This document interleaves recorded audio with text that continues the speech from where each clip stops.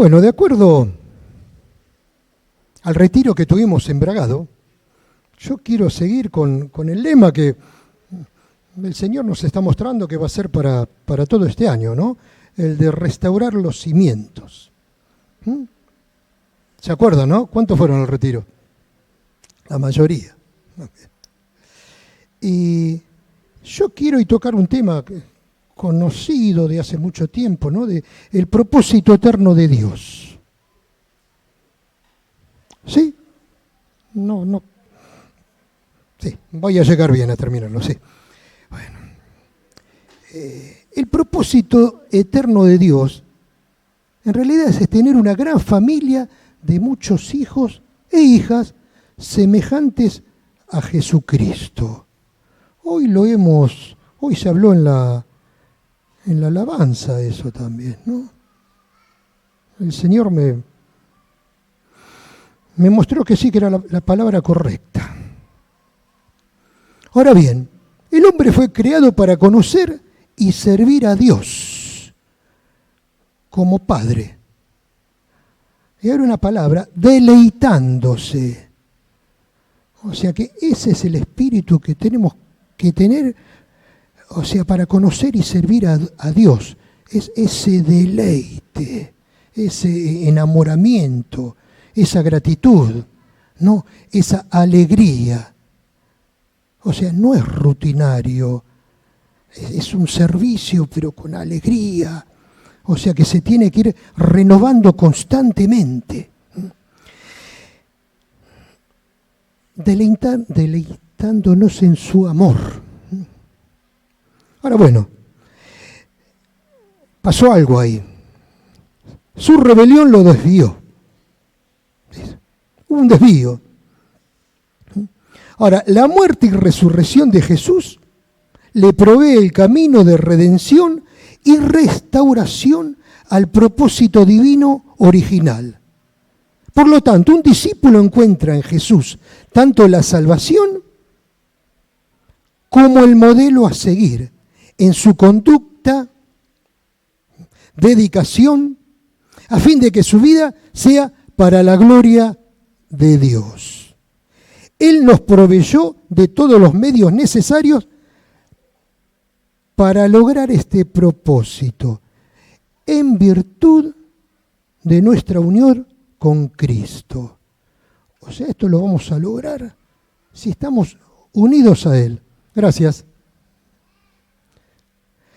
Nos entregamos a Cristo, nos bautizamos, recibimos el don del Espíritu Santo y comenzamos así una nueva vida, un nuevo camino. Al emprender un camino es fundamental saber el destino o la meta. Filipenses, capítulo 3, del 12 al 14. Aquí el apóstol Pablo habla un poquito sobre ese tema. Dice, no es que lo haya alcanzado ya, ni que ya sea perfecto, sino que prosigo a la meta. Sí. Hermano, yo mismo no pretendo haberlo alcanzado, ya. Dijo, ¿no? Pero una cosa hago, olvidando ciertamente lo que queda atrás y extendiéndome a lo que está delante, prosigo a la meta, al premio del supremo llamamiento de Dios en Cristo Jesús. Ahora, estos versículos sacamos un par de cositas, ¿no? Primero, que hay una meta para el discípulo de Cristo. Dios tiene un propósito para nuestras vidas y hacer de Él nuestra meta.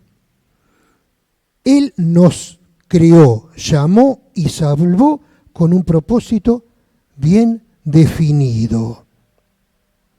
Ahora, muchos cristianos viven desorientados durante años por no conocer con claridad el propósito divino. O sea, no tienen una meta. O creen equivocadamente que la meta de la vida cristiana es llegar al cielo. Que vamos a llegar por mérito de Cristo. Debemos entregarnos de todo corazón alcanzar la meta. Pablo escribió, ¿no? Una cosa hago, olvidando lo que queda atrás. Lo leímos recién, ¿no? Y extendiéndome a lo que está delante, prosigo a la meta. Ahora, llegar a la meta era la gran pasión de Pablo. También debe de ser la nuestra, hermanos. Tener esa meta. Es el supremo llamamiento.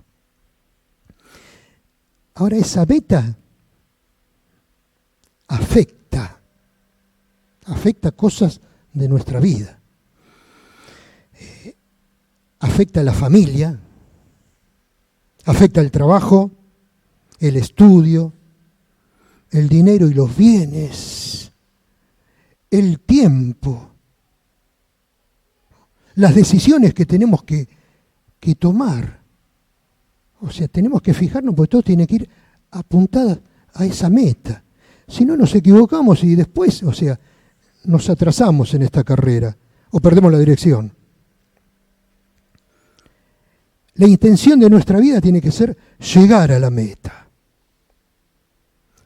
Ahora, Dios tiene un propósito eterno para nosotros. Vamos a abrir la Biblia en Efesios, capítulo 1.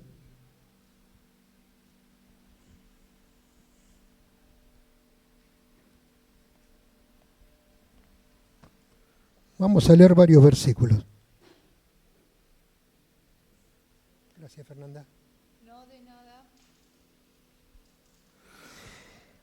Efesios 1 del 4 al 12. Según nos escogió en Él antes de la fundación del mundo, para que fuésemos santos y sin manchas delante de Él. En amor, habiéndonos predestinados para ser adoptados hijos suyos por medio de Jesucristo, según el puro afecto de su voluntad, para alabanza de la gloria de su gracia, con la cual nos hizo aceptos en el amado, en quien tenemos redención por su sangre, el perdón de pecados, según las riquezas de su gracia, que hizo sobreabundar para con nosotros en toda sabiduría e inteligencia, dándonos a conocer el misterio de su voluntad, según su beneplácito, el cual se había propuesto en sí mismo, de reunir todas las cosas en Cristo, en la dispensación del cumplimiento de los tiempos, así las que están en los cielos como las que están en la tierra. Y asimismo tuvimos herencia, habiendo sido predestinados conforme al propósito del que hace todas las cosas, según el designio de su voluntad, a fin de que seamos para alabanza de su gloria, nosotros los que primeramente esperamos en Cristo. Y en el 13 también habla de nosotros.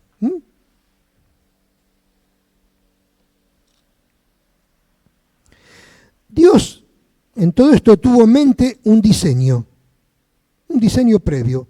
Así como un arquitecto antes de edificar, o sea, lo arma, prepara los planos, ¿no?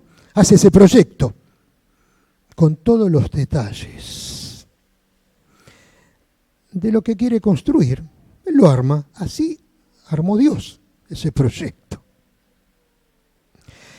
Antes de la creación del universo, en su amor y soberana voluntad, se propuso tener una familia de muchos hijos e hijas semejantes a su Hijo.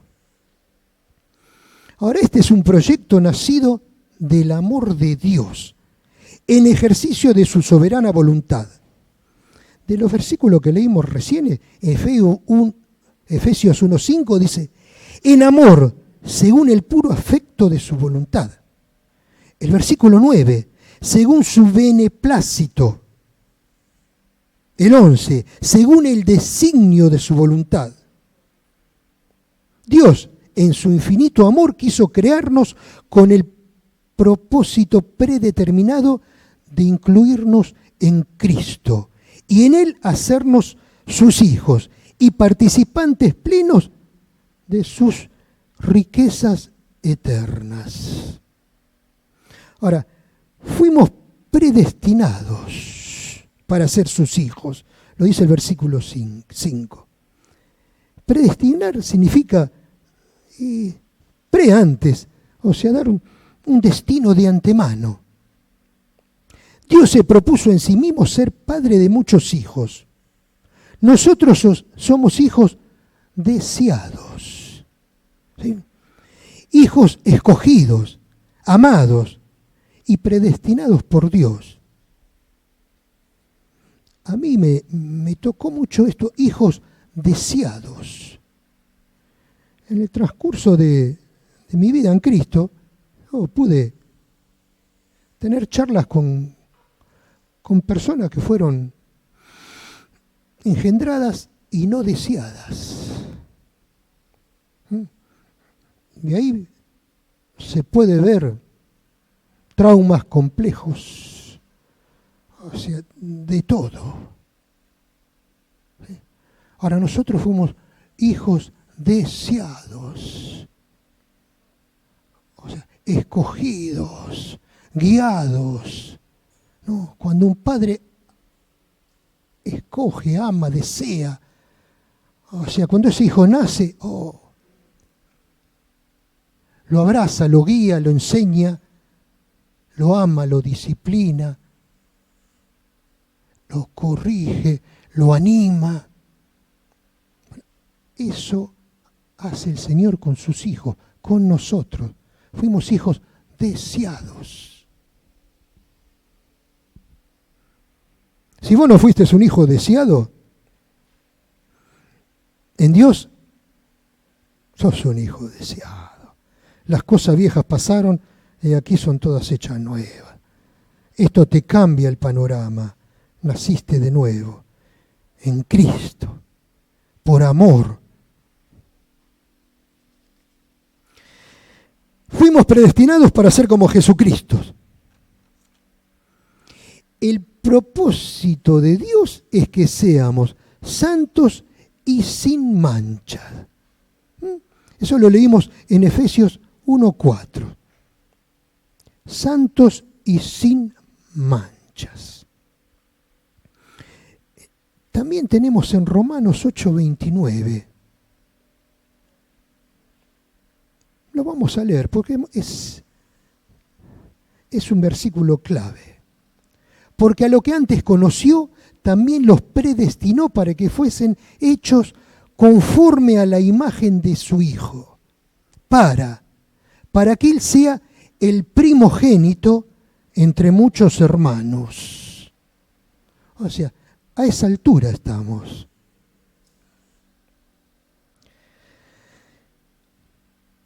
En Romanos 8:29 vemos claramente que nos predestinó para ser conforme a la imagen de su Hijo. Esta es la voluntad y el propósito de Dios para con cada uno de nosotros, de sus hijos. Que seamos como Jesús en toda nuestra manera de pensar, de sentir y de vivir.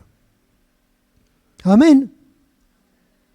Fuimos predestinados para formar una sola familia, con todos los hijos de Dios, nuestros hermanos.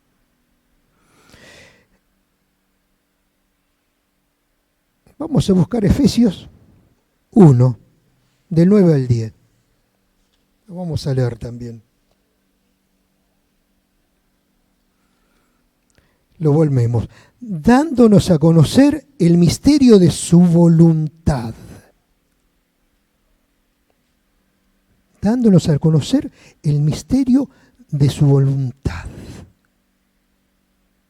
Según su beneplácito, el cual se había propuesto en sí mismo, de reunir todas las cosas en Cristo. ¿Sí? Y en el 8:29 dice, en la última parte, para que sea el primogénito entre muchos hermanos. Eso es lo que Dios quiere de nosotros, reunir todas las cosas, reunir su familia y el ser padre.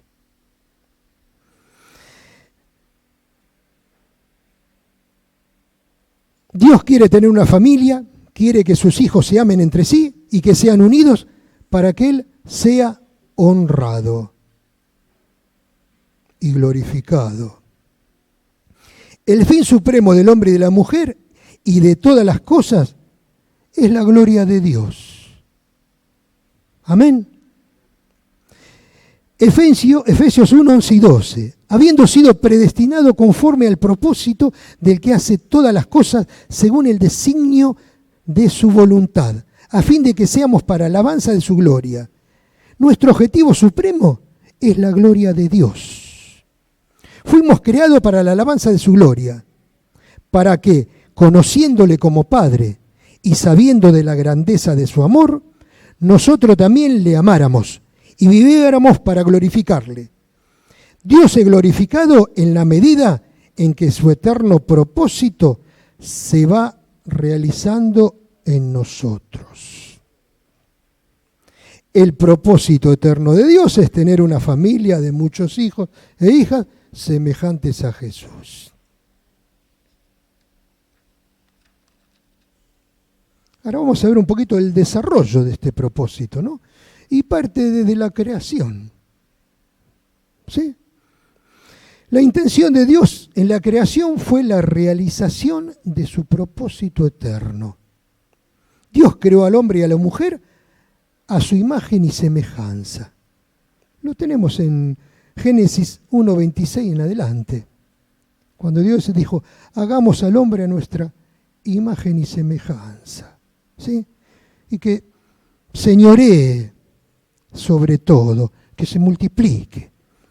Ese era el anhelo, a nuestra imagen y semejanza. Ahora, el pecado es una desviación del propósito eterno. Satanás, queriendo frustrar el propósito de Dios, incitó al hombre a la rebelión. El hombre pecó, perdió la comunión con Dios, fue expulsado de su presencia, perdió su condición de hijo de Dios y la razón de su existencia.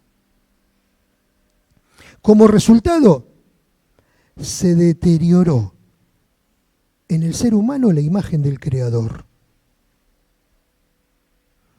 Y si no, hermano, podemos ver un poco alrededor, ¿no? O sea, cómo se va deteriorando todo. ¿Sí? Ahora, la redención, la salvación, no es el fin del propósito de Dios, sino el gran medio, provisto por su gracia para que su propósito se cumpliese en nosotros. La muerte y resurrección de Cristo no tiene como objetivo solamente salvarnos del infierno, sino volver a hacernos hijos de Dios y restaurar en nosotros la imagen de Dios y lograr que sus hijos conformen una sola familia, porque Él es Padre de todos. O sea, el objetivo final de Dios no es ser creador, tampoco salvador, sino Padre de una familia de muchos hijos semejantes a Jesús. Dios nos creó, nos llamó y nos salvó con el mismo propósito fin, que lo podemos definir de esta forma, ¿no? Dios, Padre de una familia de muchos hijos. Jesucristo, el primogénito entre muchos hermanos. Eso lo leímos en Romanos 8:29. Nosotros, hijos de Dios, hermanos de Jesús, conformados a su semejanza y uno con todos nuestros hermanos. Amén. El ser uno que afecta. Primero afecta al contorno, el prójimo. Después los más alejados. Ayer en una reunión hablamos un poquito sobre la hermandad, ¿no? Y yo dije, yo tuve una hermana y un hermano. mi hermano que trabaja conmigo y estamos siempre juntos. Y una hermana que ya partió con el Señor, vivía a 1000 kilómetros. Y bueno, o sea, eran distintas las formas de tratarnos. O sea, con el cercano estábamos todos los días. Y a mi otra hermana yo la anhelaba, pero no podía estar todos los días. O sea, nos veíamos una vez por año, 2, como máximo. Pero era mi hermana. ¿Amén? Tenemos que comenzar con el que tenés al lado primero. Vamos a ver los grandes objetivos de Dios también. Dios quiere ser padre de muchos hijos. Esto lo vamos a buscar si quieren anoten, en Timoteo, 1 Timoteo, capítulo 2, versículo 4.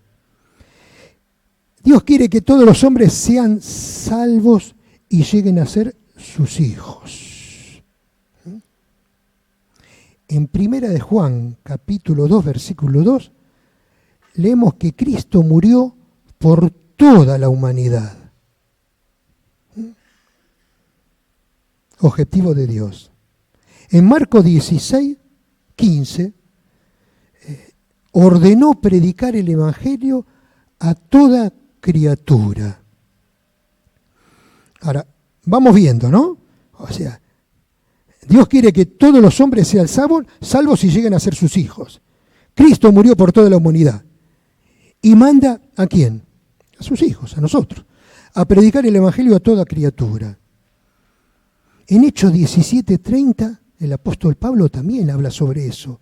Dice que Dios pasa por alto los tiempos de esta ignorancia y ahora manda a todos los hombres en todo lugar que se arrepientan. ¿Sí? Y también Dios quiere que sus hijos formen una sola familia, que sean unos. Y vamos a leer Juan 17. 17:20.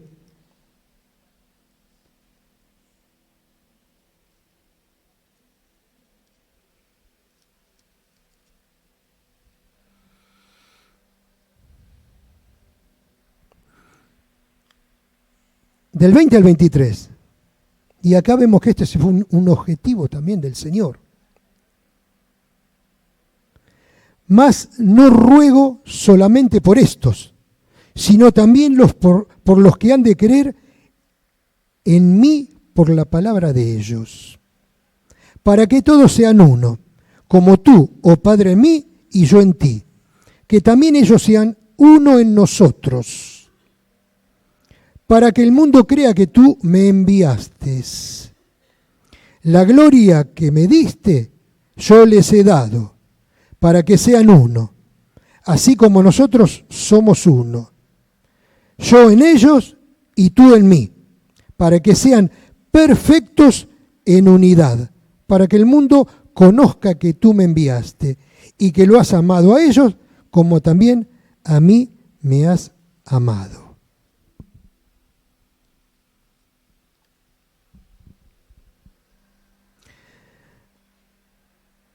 Dios quiere que sus hijos sean iguales a Jesús. La meta de nuestra vida es llegar a ser como Jesús. No basta con ser hijo de Dios. Eso es el principio. Fuimos renacidos, ¿sí? Su voluntad es que crezcamos hasta llegar a la estatura de Cristo. Hoy Ezequiel estuvo hablando sobre ese tema. La meta de todo discípulo es llegar a ser como su maestro. Esto significa que Dios quiere que vivamos como Jesús vivió. ¿Sí? En 1 Juan tenemos un versículo que es justo. 1 Juan 2:6. El que dice que permanece en él debe andar como él anduvo. Así de sencillo. ¿Permanecemos en él? Andemos como anduvo él. Ahora, ¿cómo lo podemos poner en la práctica todo esto, no? Debemos amar como Jesús, perdonar como Él, servir, agradar al Padre, sufrir injusticias, porque Él sufrió injusticias, orar, obedecer su palabra. Dios quiere restaurar en nosotros su misma imagen. O sea, ese es el proceso. Y yo considero que no hay atajos. En nuestra responsabilidad moral, ¿sí? Porque Dios puso en el ser humano eso, una responsabilidad moral. Debemos actuar con dominio propio. El dominio propio ya fue dado, lo tenemos, hay que ejercitarlo. Ajustando todos los aspectos de nuestra vida a la voluntad de Dios. En verdad, justicia y santidad. Oscar, vos el domingo pasado hablaste un poquito sobre ese tema. Ahora, todos somos responsables por nuestros hechos, palabras y pensamientos. Esa es nuestra responsabilidad moral. Somos responsables. Colosenses 3:10 habla, en el 9 también, dice, despójense del viejo hombre con sus hechos y revístanse del nuevo, el cual conforme a la imagen del que lo creó, se va renovando hasta el conocimiento pleno. Es un proceso. Hoy lo hablamos también, lo que dijo el apóstol Pablo. No es que lo haya alcanzado ya, ni que ya sea perfecto. Ahora, su meta también era la perfección, porque lo dijo, ¿no? Sino que prosigo. Y habla de un premio ahí también, ¿eh? Igual, conforme a la imagen del que lo creó, se va renovando hasta el conocimiento pleno. Amén.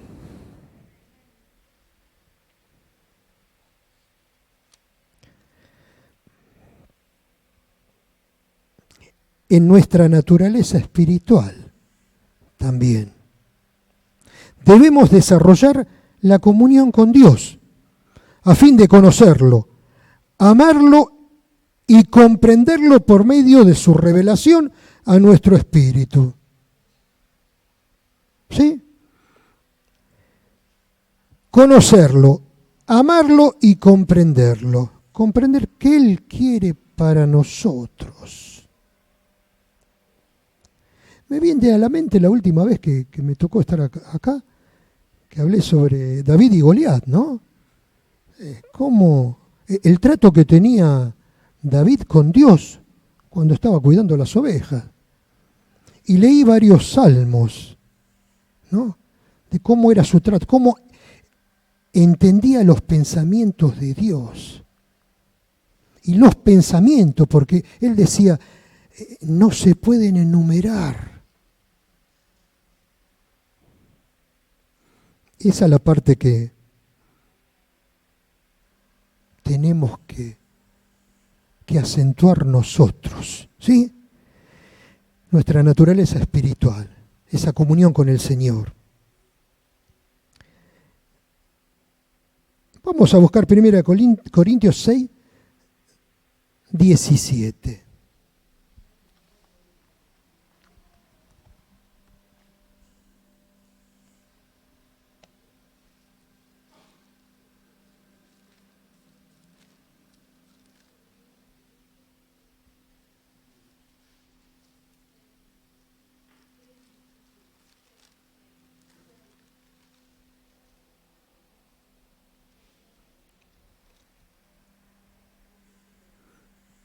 Pero el que se une al Señor, un espíritu es con Él. No sé, hermanos, nosotros estamos unidos en el Señor. Fuimos llamados, nos hizo sus hijos. Sí. Bueno, gracias. ¿Ahí está bien? Repito, entonces en nuestra naturaleza espiritual debemos desarrollar la comunión con Dios a fin de conocerlo y amarlo, comprenderlo, por medio de su revelación a nuestro espíritu. Y leímos un versículo, 1 Corintios 6, 17, que dice, pero el que se une al Señor, un espíritu es con él. En el ejercicio de autoridad, ese es un tema. Así como Dios gobierna sus asuntos y su creación con sabiduría y responsabilidad, nosotros también debemos de gobernar las distintas áreas de nuestra responsabilidad, con sabiduría, dedicación y diligencia.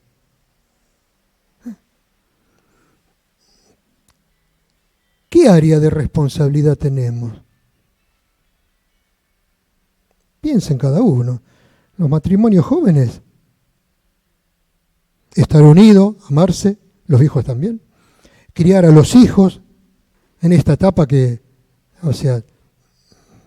es más difícil que mi generación. Es el área de responsabilidad de ustedes. El predicar el Evangelio, ¿sí? A estas nuevas generaciones donde no agarran un libro, ¿sí? No quieren escuchar mucho de un tema. ¿Sí? Área de responsabilidades. ¿Sí? Sabiduría, dedicación e inteligencia. Ahora, en todo esto hay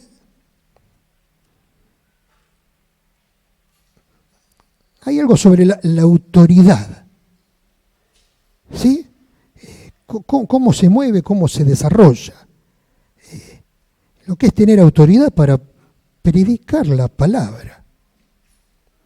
Vamos a buscar un par de versículos. Lucas 7.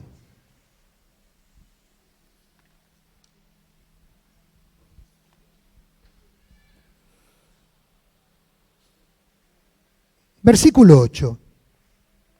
Ahí Jesús se encuentra con un centurión que quiere que Jesús sane a su hijo.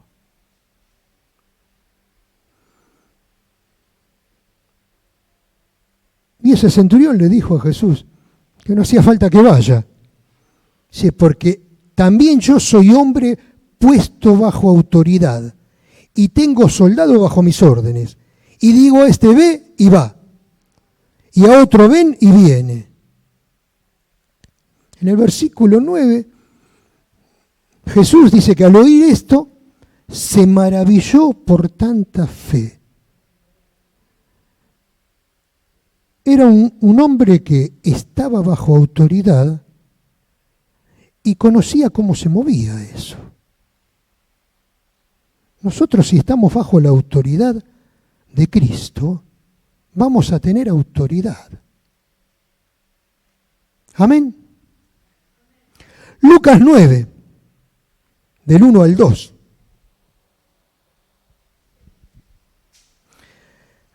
Jesús, habiendo reunido a sus 12 discípulos, les dio poder y autoridad sobre todos los demonios y para sanar enfermedades.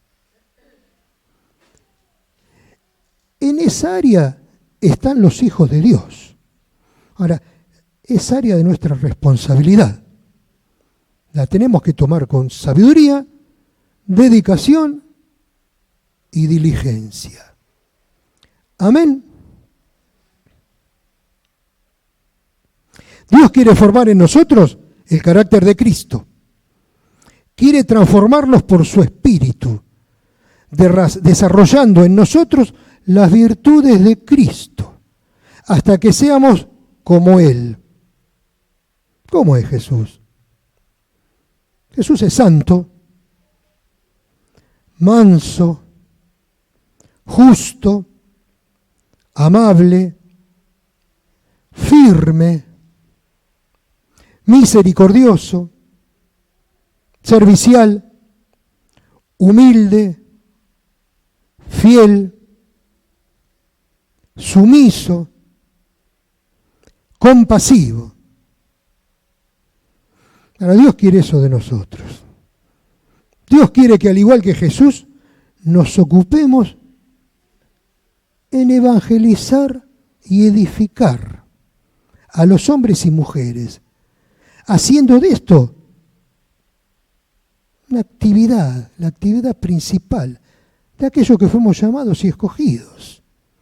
Porque para eso fuimos llamados y escogidos, para la gloria de Dios, para la alabanza de su gloria.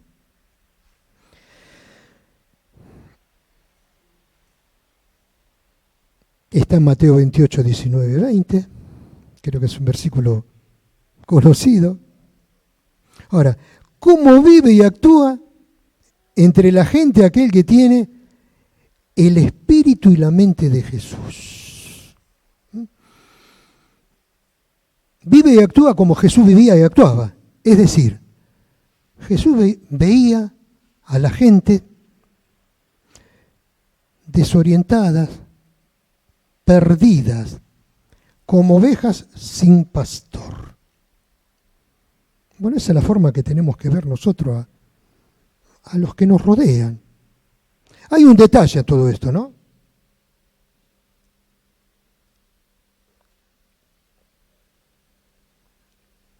Cuando leemos como ovejas sin pastor,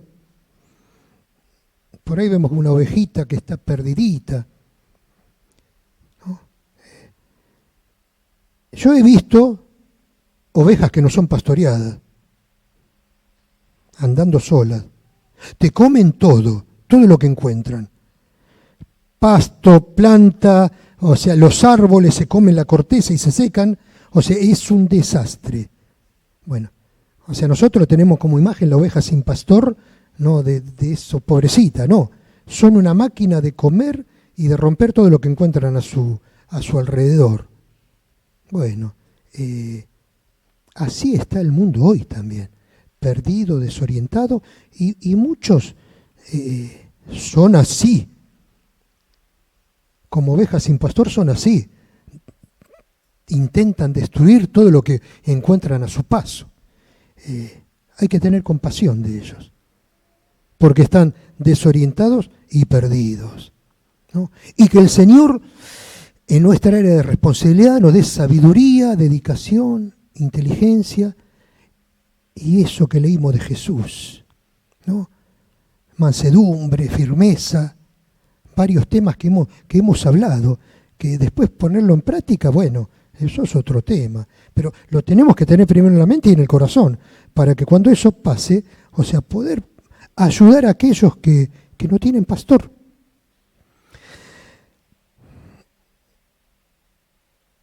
Tiene compasión de ellas y tiene un vivo deseo de ayudar. Filipenses 2:5 habla de: haya pues en vosotros este sentir. Sigue, ¿no? Yo creo que el del 5 al 11 lo tenemos, los más antiguos, los tenemos que saber de memoria. Pero haya pues en vosotros este sentir. Bueno, ese sentir tiene que estar en nosotros. ¿Cuál? Y el poner pasión y sacrificio para salvar a los perdidos, enseñarles y cuidarlo. Ese es el trabajo de la iglesia, tuyo, mío, de cada uno de nosotros, de acuerdo a la gracia que el Señor te dio, de acuerdo a los dones, ¿sí? Lo tenemos que usar. Y hay un versículo que lo voy a leer en Colosenses 1:24. El apóstol Pablo dice: ahora me gozo en lo que padezco por ustedes y cumplo en mi carne lo que falta de las aflicciones de Cristo por su cuerpo, que es la iglesia. El que es llamado también padece. Jesús padeció. Hemos leído que padeció injusticias. Sí, puede ser que te toque. Pero la meta, el supremo llamamiento, el premio del supremo llamamiento. Para que podamos ser y actuar como Jesús, Dios mandó el Espíritu Santo a nuestros corazones. O sea, hermanos, que tenemos todas las herramientas y somos más que vencedores. ¿Sí? Yo siempre recuerdo lo de Mario Schneider, ¿no? O sea, que decía que en el Viejo Testamento teníamos los 10 mandamientos que lo teníamos que empujar. Eran como un vagón cada mandamiento. Después Jesús agregó muchos más, pero nos dio una locomotora, que es el Espíritu Santo, que es el que hace el trabajo por nosotros. Empuja y puede empujar no solo esos 10 vagones, sino todos los demás que fueron agregados. En conclusión, de acuerdo con el propósito eterno de Dios, podemos decir que el discípulo de Cristo tiene 3 objetivos claros en su vida. Ser como Jesús. Ser uno con todos los hermanos. La sangre de Jesús fue suficiente para todos y de todas las generaciones. Trabajar para los que no son hijos de Dios, lleguen a serlo. Que todo sea para la alabanza de su gloria. Amén. Amén. Ese, hermanos, es el propósito eterno de Dios. ¿Sí? Él nos llamó, nos salvó, nos dio vida nueva, para que lo glorifiquemos. Ni más ni menos. O sea, y tenemos todo el alcance, todas las herramientas y a los hermanos también, ¿sí? Que nos hacen crecer en paciencia, algunos, otros que nos dan palabra y nos edifican. O sea, es familia, esa familia grande, ¿sí? Una familia de hijos y hijas semejantes a Jesús. Amén. Oremos. Oh Espíritu Santo, toca nuestros corazones, Señor. Toca nuestra mente. Oh, Señor, movilizanos, Señor. Oh, papá. Señor, poné diligencia en cada uno de nosotros, que podamos servirte, deleitarnos en tu amor, ese amor que recibimos cuando te conocimos, no se enfríe, que tu Espíritu Santo lo mantenga encendido. Oh, Señor, que pueda, o sea, tocar, calentar al que tenemos al lado. Oh, Señor, toca a cada uno de mis hermanos, Señor. A mí, que podamos vivir esta vida victoriosa en Cristo Jesús, para que tu propósito, papá, o sea, se pueda cumplir. En el nombre de Jesús oramos, Señor. Amén.